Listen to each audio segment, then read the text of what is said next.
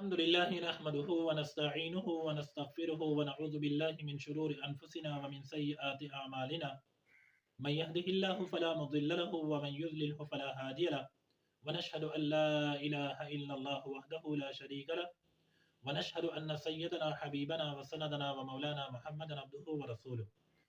محترم سامعین، آج ہم غسل کے فرائض اور غسل کا مسنون طریقہ بیان کریں گے۔ عزیزان محترم، غسل کے اندر 3 فرائض ہیں۔ نمبر 1 کلی کرنا، نمبر 2 ناک میں پانی چڑھانا، نمبر 3 پورے بدن پر پانی بہانا۔ غسل کے اندر جو 3 فرائض ہیں، نمبر 1 کلی کرنا۔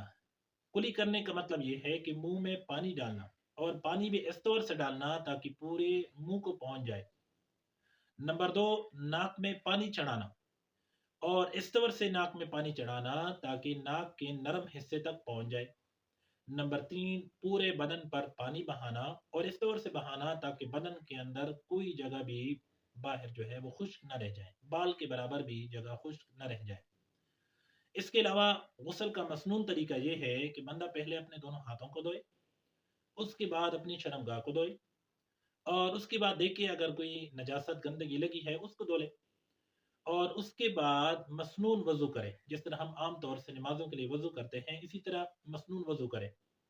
مسنون وضو کرنے کے بعد پہلے اپنے سر پر 3 مرتبہ پانی ڈالیں، اور اس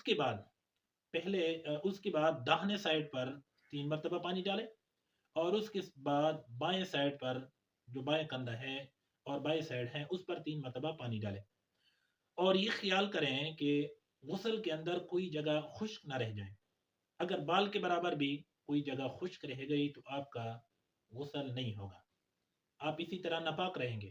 لہذا اگر اس طرح ہو گیا کہ اگر کسی نے غسل کر لیا اور غسل کرنے کے بعد اس کے بدن میں کوئی جگہ خشک رہ گئی، تو اس کو دوبارہ غسل کرنے کی ضرورت نہیں ہے، بلکہ اس طرح کرے کہ جو جگہ خشک رہ گئی تھی اس پر تھوڑا سا پانی جو ہے نا وہ ڈال دیں، پانی اس پر بہا دے، آپ کا غسل کمپلیٹ ہو جائے گا۔ والسلام۔